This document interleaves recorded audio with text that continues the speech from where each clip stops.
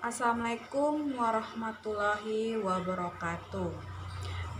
Perkenalkan, nama saya Rosmiati Anggraini Rahman, kelas B angkatan 18 dengan NIM 183145201068. Di sini saya akan membawakan materi tentang pepes telinga yang disebut dengan Guttae auricularis.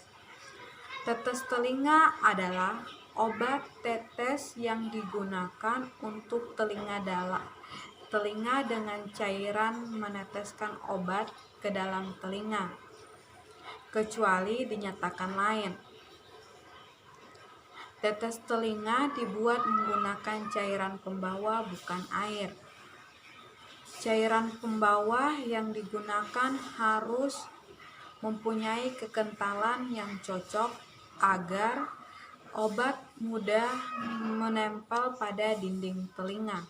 Umumnya digunakan gliserol dan propil glikol.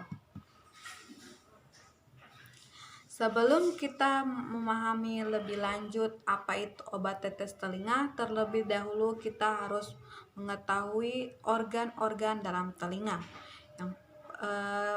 Organ-organ dalam telinga. Telinga merupakan sebuah organ yang mampu mendeteksi atau mengenal suara dan juga banyak berperan dalam keseimbangan dan posisi tubuh.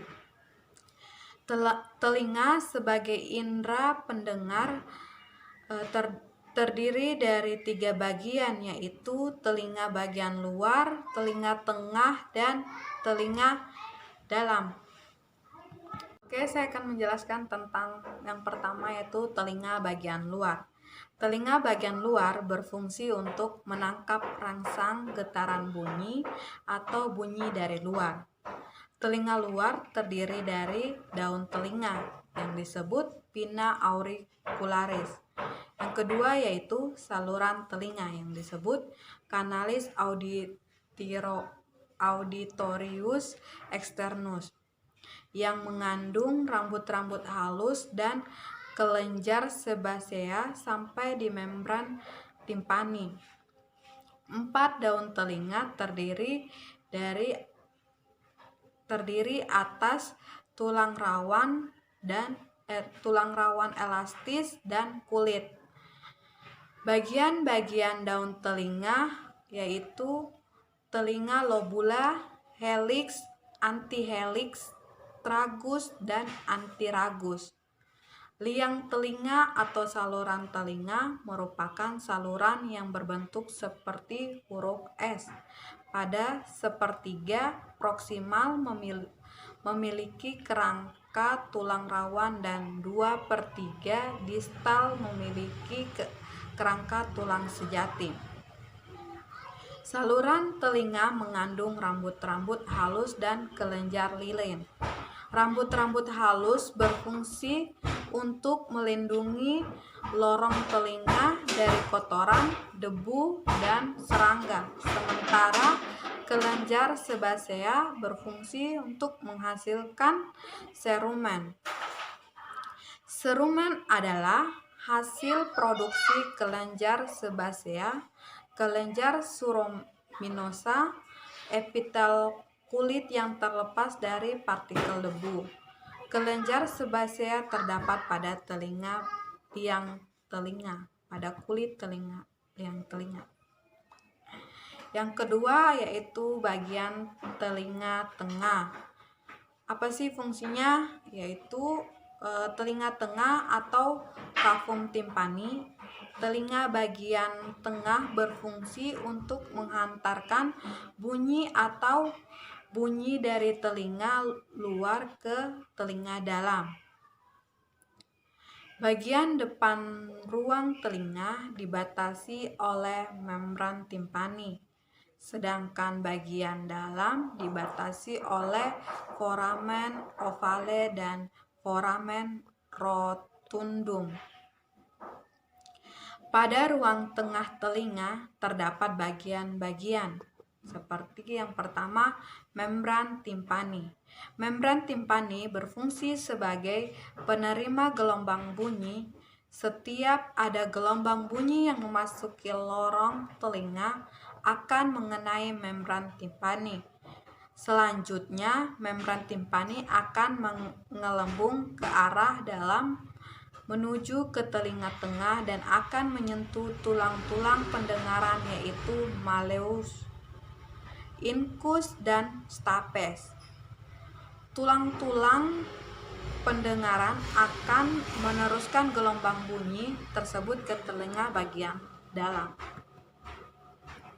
Kemudian yang kedua yaitu tulang-tulang pendengaran. Tulang-tulang pendengaran yang terdiri atas malleus atau tulang martil. Malleus atau tulang martil, incus atau tulang landasan, dan stapes atau tulang sanggurdi. Ketiga tulang tersebut membentuk rangkaian. Yang ketiga adalah tuba auditiva eustachius. Tuba auditiva eustachius atau saluran eustachius adalah saluran penghubung antara ruang telinga tengah dengan rongga faring. Ruang telinga tengah dengan rongga faring adanya saluran eustachius memungkinkan keseimbangan tekanan udara rongga telinga dengan telinga tengah dengan udara luar.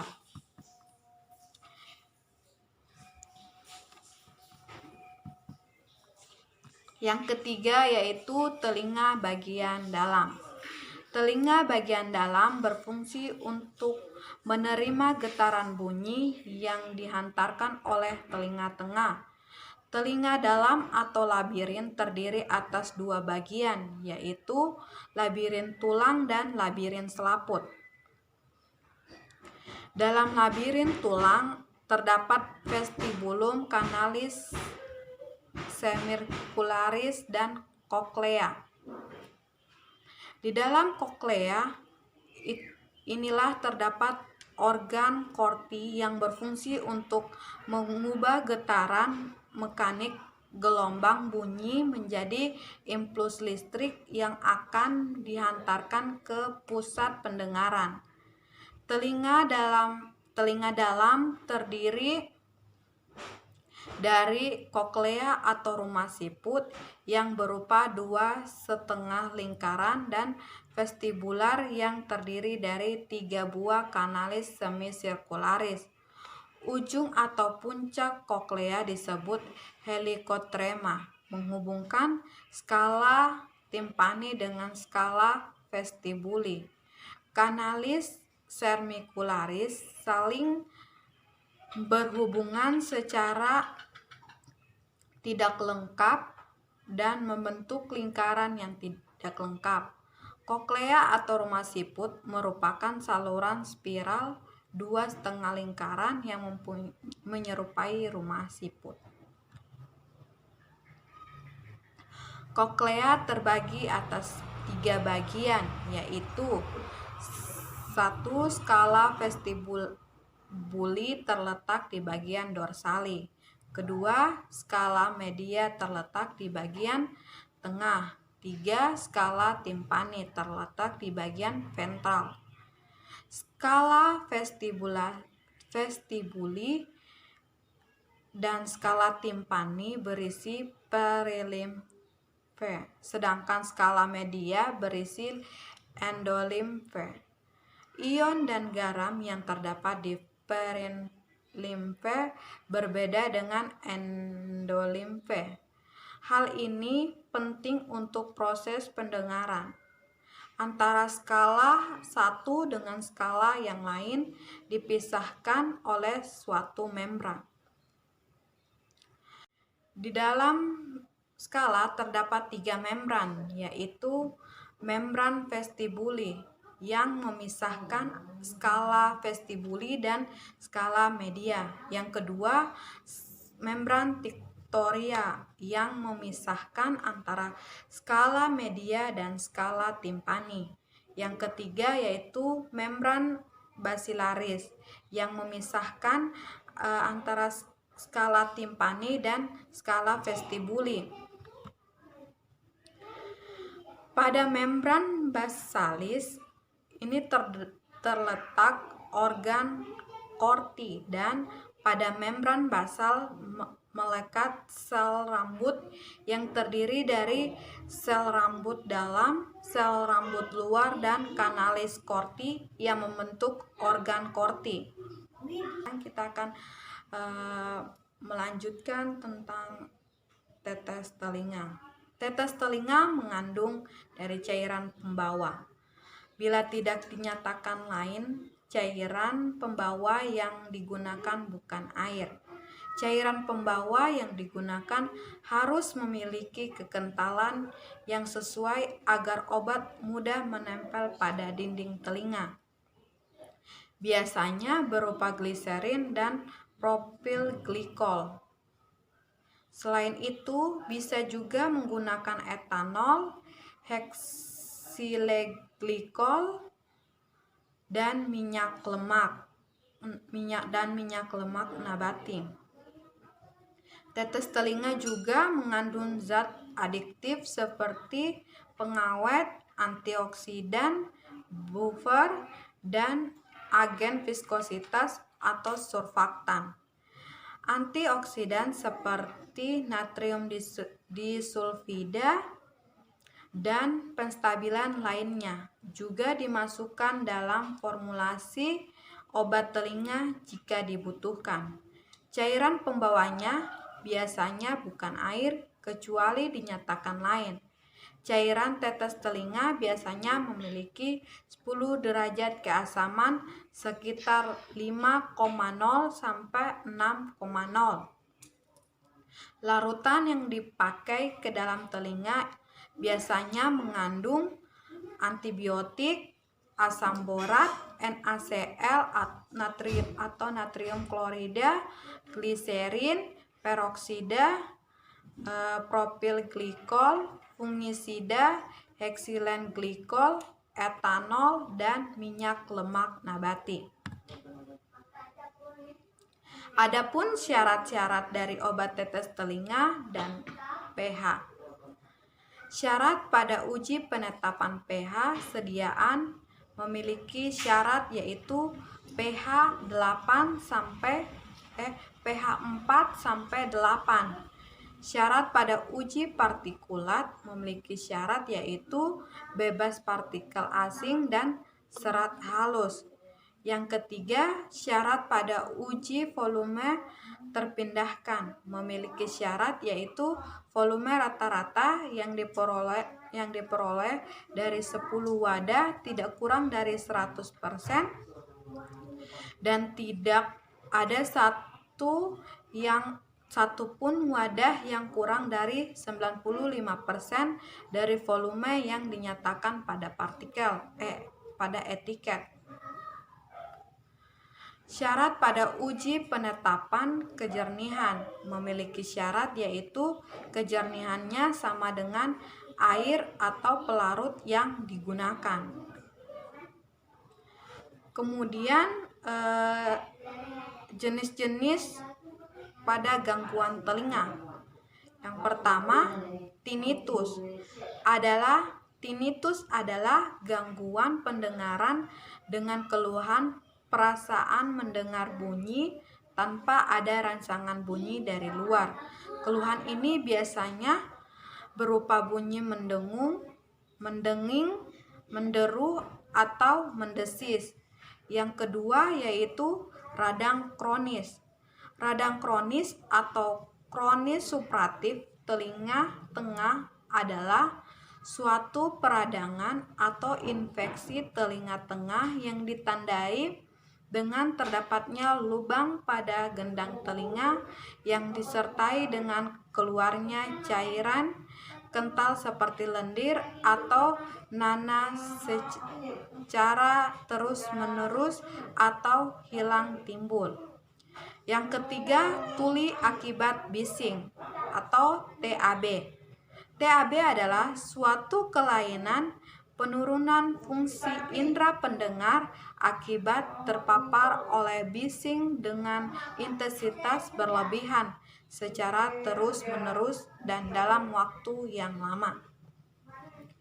Yang keempat yaitu tuli bawaan atau genetika. Tuli genetik disebabkan oleh faktor keturunan. Gejala kelainan ini biasanya sudah ada sejak bayi dilahirkan atau sejak masa kanak-kanak. Dan jenis-jenis obat tetes telinga yang pertama yaitu polymyxin kombinase atau Otopain. Otopain adalah obat yang digunakan untuk mengatasi radang pada telinga akibat bakteri. Otopain mengandung bahan indokain yang berfungsi untuk mengatasi rasa sakit pada telinga. Yang kedua yaitu chloramphenicol dikombinasikan dengan otolin atau kolme.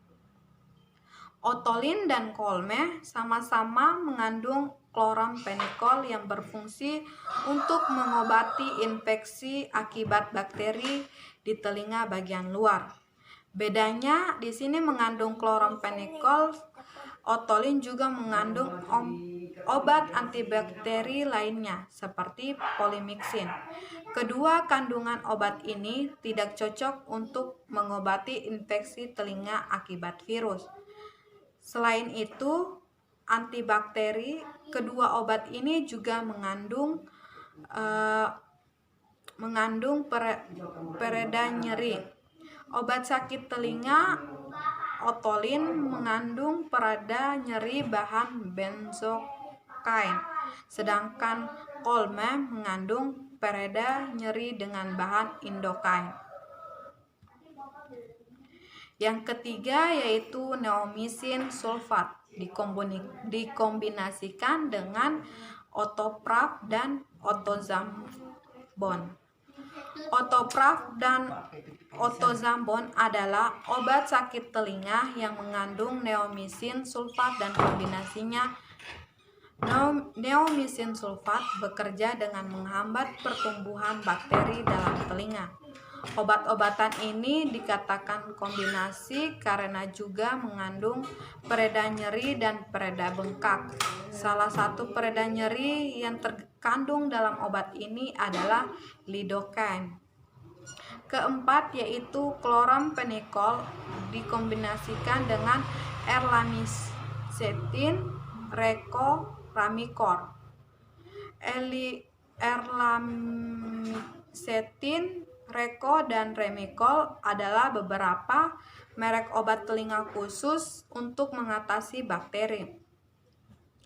Kandungan utama dalam obat sakit telinga ini adalah chloramphenicol yang berfungsi melawan pertumbuhan bakteri. Kandungan chloramphenicol juga sering digunakan sebagai obat tetes telinga. Tentunya dokter memiliki anjuran yang berbeda mengenai dosis untuk anak dan orang dewasa. Tingkat keparahan penyakit juga menentukan dosis yang akan diberikan. Yang kelima yaitu clotrimazole atau canesten. Untuk mengatasi infeksi di telinga akibat adanya pertumbuhan jamur, clotrimazole adalah salah satu obat sakit telinga yang digunakan untuk melawan pertumbuhan jamur kulit atau jamur di kulit liang telinga. Clotrimazole ditemukan dalam beberapa bentuk dari salep hingga cairan untuk mengobati jamur dalam telinga. Clotrimazole yang digunakan berbentuk obat tetes telinga. Adapun cara penggunaan obat tetes telinga. Yang pertama, persiapan. Siapkan peralatan termaksud botol obat tetes telinga dan tisu atau kain untuk membersihkan tetesan. Cuci tangan menggunakan sabun dan air atau menggunakan hand sanitizer. Yang kedua, hangatkan botol. Hangatkan botol obat tetes telinga di tangan kalian selama 2 menit. Ini supaya mengurangi rasa tidak nyaman di telinga yang bisa disebabkan oleh tetesan cairan yang dingin. Yang ketiga, cek botol. Pertama, lepaskan tutup botol dari botolnya dan taruh di tempat yang kering dan bersih. Jika botol kalian menggunakan dropper, pastikan dropper tersebut bersih dan tidak retak. Keempat, posisi yang tepat. Jika kalian menggunakan obat tetes telinga untuk diri sendiri, posisi yang lebih mudah adalah dengan duduk atau berdiri dengan tegak, miringkan kepala. Jika kalian memberikan obat tetes telinga ke orang lain, mungkin akan lebih mudah jika orang tersebut berbaring dalam posisi menyamping, berbaring seperti begini. Yang kelima, menggunakan obat tetes pada dewasa.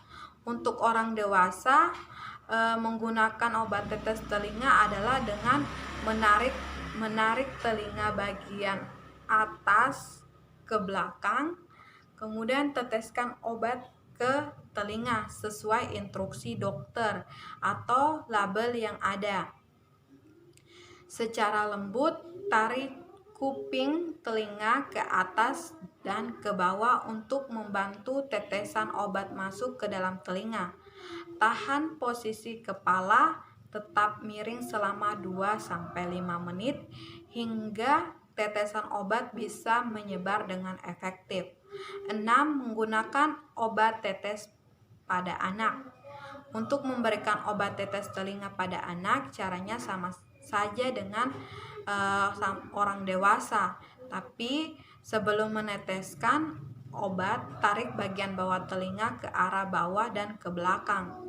Berbeda dengan cara pemberian obat tetes kepada dewasa. Yang ketujuh, bersihkan menggunakan tisu atau kain. Bersihkan sisa tetesan yang ada di area sekitar telinga. Taruh kembali tutup di botol tetes telinga dan cuci tangan kalian untuk membersihkan sisa obat di tangan. Adapun yang harus diperhatikan dalam penggunaan tetes telinga yaitu cara penetesan penting pada sediaan tetes telinga karena dalam meneteskan tetes telinga membutuhkan teknik khusus. Jika obatnya keluar atau tidak benar cara meneteskannya, maka tetes telinga tidak akan memberikan efek terapi. Yang kedua yaitu cara penyimpanan juga penting karena tetes telinga merupakan sediaan cair yang sangat rentan untuk ditumbuhi mikroorganisme. Jadi penyimpanan dengan baik untuk tetes telinga akan sangat penting. Cara penyimpanan tetes telinga adalah di tempat yang kering, terlindung dari cahaya dan pada suhu kamar. Penyimpanan tetes telinga harus di suhu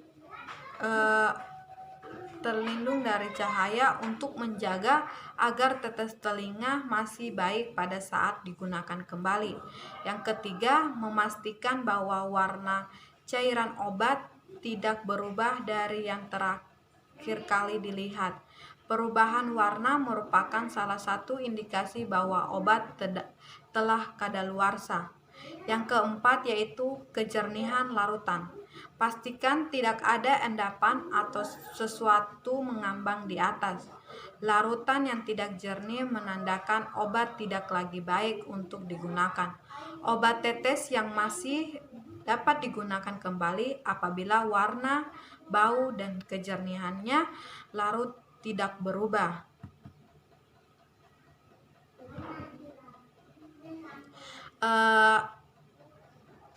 Ada terdapat 5 sifat fisik kimia yang harus diperhatikan dalam pembuatan obat tetes. Yang pertama, satu yaitu kelarutan. Kebanyakan senyawa obat larut dalam cairan pembawa yang umum digunakan pada sediaan tetes telinga. Jika senyawa obat tidak larut dalam cairan pembawa, maka bisa dibuat sediaan suspensi. Bila sediaan berupa suspensi, maka sebagai zat pensuspensinya digunakan sorbitan atau span atau polisorbat atau twin. Yang kedua yaitu viskositas, di mana viskositas sediaan tetes telinga harus diperhatikan karena dapat menjamin sediaan bisa lama berada di dalam saluran telinga. Yang ketiga yaitu sifat surfaktan. Di sini sifat surfaktan itu akan membantu proses penyebaran sediaan dan melepaskan kotoran pada telinga. Yang keempat ada pengawet, yaitu obat tetes telinga juga memerlukan pengawet untuk pertumbuhan mikroba. Apabila pengawet diharuskan, maka bahan yang umumnya dipakai adalah klorobutanol 0,5%, timerosal 0,01%, dan kombinasi paraben. Yang kelima yaitu pH optimum, kecuali dinyatakan lain pada pH tetes telinga yang kita ketahui yaitu 5,0 sampai 6,0 dan harus disimpan dalam wadah tertutup rapat. pH optimum untuk larutan berair yang digunakan pada telinga utamanya adalah dalam pH asam, yaitu 5,0 sampai 6,0. Larutan alkali biasanya tidak diinginkan karena tidak fisiologis dan menyediakan media yang subur untuk pengendapan infeksi. Ketika pH telinga berubah dari asam menjadi alkali, bakteri dan fungsi akan tumbuh lebih cepat.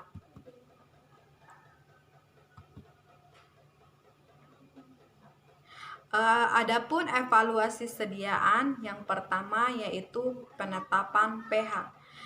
Tujuan dari penetapan pH yaitu sediaan sesuai dengan persyaratan yang telah ditentukan. Yang kedua, evaluasi organoleptik yang memiliki tujuan untuk menjamin sediaan sesuai dengan spesifikasi dari produk yang telah ditentukan.